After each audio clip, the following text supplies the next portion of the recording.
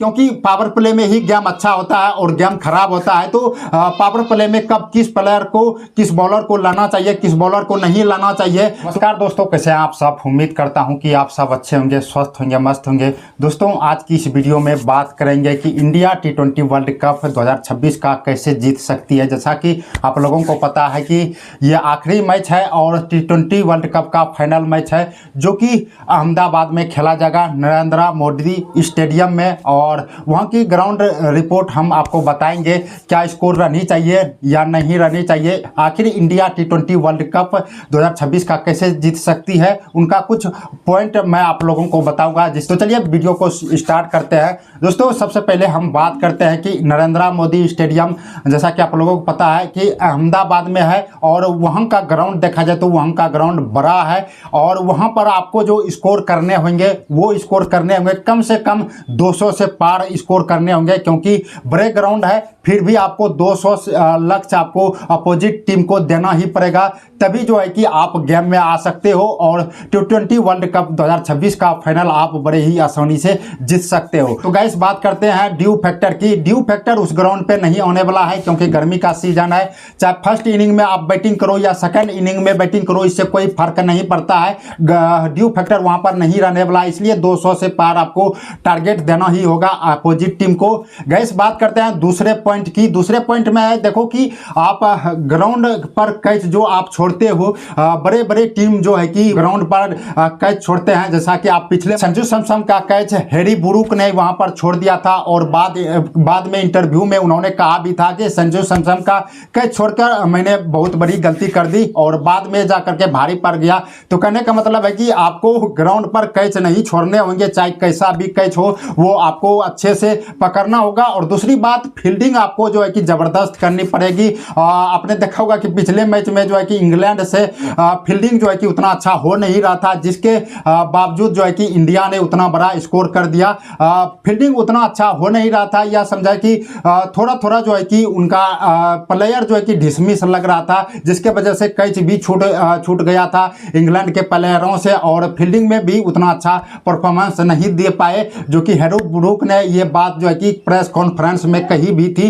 तो आप कैच मत छोड़ो, फील्डिंग अच्छे करो, तो आप जो है कि गेम में हमेशा आ सकते हो। गाइस, अब बात करते हैं तीसरी पॉइंट की। तो वो तीसरी पॉइंट में देखो, सूर्या को जो है कि सूर्या जैसा कि कप्तान है इंडिया के, तो सूर्या को बैटिंग लाइनअप हो या फिर बॉलिंग लाइनअप हो, आपको अच्छे से चलाना पड़ेगा। कब बुमराह को लाना है, कब अक्षदीप सिंह को लाना है, कब वरुण चक्रवर्ती को लाना है, कब शिवम दुबे को लाना है, हार्दिक पांड्या को कब लाना है, ये चीज जो है कि उनको अच्छे से करना पड़ेगा, क्योंकि ये T20 वर्ल्ड कप का आखिरी मैच है और फाइनल मैच है। अगर आपको जीतना है तो आपको बॉलिंग लाइनअप जो है कि अच्छे से चलाना होगा। पावर प्ले में कब किस बॉलर को लाना है, कब किस बॉलर को नहीं लाना है, ये चीज उनको अच्छे से पता होना चाहिए, क्योंकि पावर प्ले में ही गेम अच्छा होता है और गेम खराब होता है। तो पावर प्ले में कब किस प्लेयर को, किस बॉलर को लाना चाहिए, किस बॉलर को नहीं लाना चाहिए, तो ये आपको अच्छे से पता होनी चाहिए और अच्छे से आप जो है कि बॉलिंग लाइनअप को चलाओ। तो अगर बॉलिंग लाइनअप और बैटिंग लाइनअप अच्छे से चलाते हैं तो मुझे लगता है कि अपोजिट टीम को कभी भी दबाव में ला सकते हैं। गाइस, आप बात करते हैं चौथे पॉइंट की। देखो, चौथे पॉइंट में अगर आप बैटिंग कर रहे हो तो टॉप ऑर्डर और मिडिल ऑर्डर के बैट्समैन को, कम से कम 3 प्लेयर को, 3 बैट्समैन को आपको ध्यान से खेलना होगा। ध्यान से करने का मतलब है कि पहले ही बॉल से आप हौकना या फिर चौके छक्के में तब्दील करना मत स्टार्ट करो, क्योंकि अगर आप 1-2 विकेट अगर पावर प्ले में गिर जाता है तो आप पूरी टीम को दबाव में ला सकते हो। इसलिए जो है कि मेरा कहने का मतलब है कि 2-3 बॉल जो है कि आप अच्छे से देखो कहां पर गिर रही है, स्विंग कर रही है, नई बॉल से स्विंग हो रही है, फिर पुरानी बॉल से स्विंग हो रही है। ये चीज जो है कि आप कम से कम 3-4 बॉल जो है कि अच्छे से खेलो। विकेट मत दो, क्योंकि गेम जो बनता है पावर प्ले में ही बनता है और गेम जो खराब होता है वो पावर प्ले में ही खराब होता है। तो इसलिए कम से कम 3-4 बॉल जो है कि आप ध्यान से देखो और पिच कैसा बिहेवियर कर रही है ये चीज भी आप देखो। टॉप ऑर्डर के बैट्समैन, कम से कम 2 बैट्समैन इंडिया के तरफ से संजू सैमसन और अभिषेक शर्मा के, जैसा कि आप लोगों को पता है कि अभिषेक शर्मा का फॉर्म जो है कि ठीक नहीं है, इसलिए जो है कि अभिषेक शर्मा को कम से कम 1 ओवर तो आपको अच्छे से खेलने ही पड़ेंगे। तो कहने का मतलब है कि टॉप ऑर्डर और मिडिल ऑर्डर के बैट्समैन को आपको ध्यान से खेलना पड़ेगा। 1-2 ओवर जो है कि उतना रन नहीं भी बनता है तो कोई भी प्रॉब्लम नहीं, बरसते आप विकेट मत दो, क्योंकि विकेट दोगे तो प्रॉब्लम हो जाएगी और पूरी टीम को आप दबाव में ला सकते हो। पूरी इंडिया की टीम दबाव में आ जाएगी अगर विकेट गिरता है। तो अगर एक बार विकेट गिर जाएगा तो पूरे एंड तक जो है कि विकेट गिरने के बाद ये नहीं रहता है कि आप जो है कि फिर दबाव से जो है कि अच्छे टाइम पर आ सकते हो, जो है कि उसको शिक्कत दे सकते हो अपोजिट टीम को। ऐसा हो ही नहीं सकता है, कभी कभी ऐसा होता है। तो कहने का मतलब है कि जैसा कि आप लोगों को पता है अभिषेक शर्मा और यहाँ पर सूर्या जो कि वो उसका फॉर्म अच्छा नहीं है, कई मैचों से जो है कि उन्होंने रन नहीं बनाए, उसके बल्ले से रन नहीं आया है। तो कहने का मतलब है कि टॉप ऑर्डर के कम से कम 3 प्लेयर को आपको अच्छे से खेलना पड़ेगा। रन नहीं आता कोई बात नहीं, लेकिन अच्छे से आपको विकेट जो है कि बचा करके आपको खेलना पड़ेगा। उसके बाद जो है कि 2 ओवर के बाद आप पावर प्ले में जो है कि चौके छक्के में तब्दील कर सकते हैं। वही कारनामा आप कर सकते हैं जो पहले आप करते थे।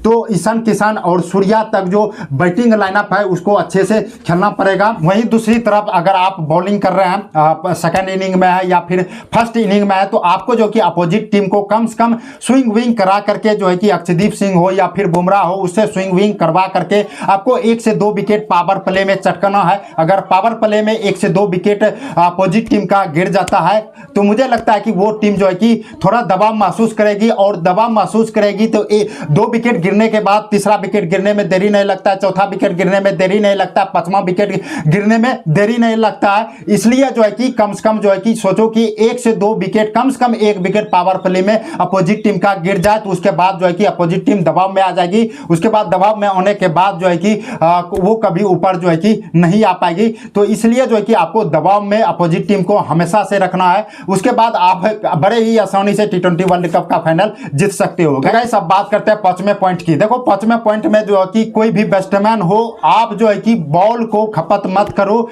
एक बॉल में 2 रन बना करके जाओ, 2 बॉल में 4 रन बना करके जाओ, या फिर 10 बॉल आप खेल रहे हो तो आप 20 रन बना करके जाओ, 15 रन बना करके जाओ। 20 बॉल अगर आप खेल रहे हो तो कम से कम 40 रन बना करके जाओ, 45 रन बना करके जाओ। मेरा कहने का मतलब है कि जो प्लेयर आता है अपना काम करके चले जाओ। आप बॉल जो है कि ग्राउंड पर मत खाओ, बॉल पीछे आप रन मत बनाओ। ऐसे जो है कि दबाव में पूरी टीम आ जाती है और दबाव महसूस करती है। तो आप जो है कि बॉल को जितना बॉल खेलो, बॉल के हिसाब से जो है कि आप 5 बॉल में 10 रन बना करके जाओ या फिर 7-8 रन बना करके जाओ। ऐसे में जो है कि कोई भी जो प्लेयर आएगा उसको जो है कि दबाव महसूस नहीं होगा और अच्छे तरीके से जो है कि वो खेल पाएंगे और रन बना पाएंगे। तो आप जो है कि पूरी टीम को दबाव में मत लाओ। जो बैट्समैन आता है वो अपना काम करके चले जाओ। तो अपना काम करके आओ। जो भी बैट्समैन हो उससे कोई मतलब नहीं कितना आउट हुआ कितना नहीं आउट हुआ। अगर आप अच्छे से बैटिंग करते हो, दबाव में महसूस नहीं करते हो। तो गाइस बात करते हैं आप 6ठे पॉइंट की। देखो 6ठे पॉइंट में आपको फील्ड पर अपोजिट टीम को, चाहे आप बैटिंग इनिंग में हो या फिर बॉलिंग इनिंग में हो, अपोजिट टीम को आप हमेशा जो है कि दबाव में रखो। अगर आप दबाव में रखते हो, अगर आपका बैटिंग में स्कोर जो है कि 210 215 है तो अपोजिट टीम अपने आप जो है कि दबाव महसूस करेगी और उतना जो है कि रन बनाने में जो है कि वो चौके छक्के में तब्दील करेंगे। अगर चौके छक्के में तब्दील करेंगे तो वहां पर जो है कि सभी बॉल जो है कि चौके छक्के में तब्दील नहीं होगा, कैच भी होगा, या फिर जो है कि प्रेशर अपोजिट टीम के ऊपर आएगा कि मुझे उतना रन को तक पहुंचना है और टारगेट उतना रन है। तो अपने आप जो है कि कैच दे देंगे, और कैच अगर दे देंगे तो इसका मतलब है कि सभी प्लेयर को अच्छे से बैटिंग हो, बॉलिंग हो या फिर फील्डिंग में हो, कैचिंग में हो, सभी प्लेयर को अच्छे परफॉर्मेंस ग्राउंड पर देने पड़ेंगे। अनबिलीवर परफॉर्मेंस जिसको बोला जाता है उस तरह का आपको परफॉर्मेंस करने पड़ेंगे। आपको कोई भी तरह का, किसी भी तरह का जो है कि वहां पर ग्राउंड पर गलती नहीं करना पड़ेगा। दोबारा बैक टू बैक आप T20 वर्ल्ड कप का हकदार बन सकते हो। और मेरे तरफ से इंडिया के पूरी टीम को शुभकामनाएं T20 वर्ल्ड कप के लिए। All the best. तो गाइस आज के लिए इतना ही, मिलते हैं नेक्स्ट वीडियो में। तब तक के लिए जय हिंद, जय भारत।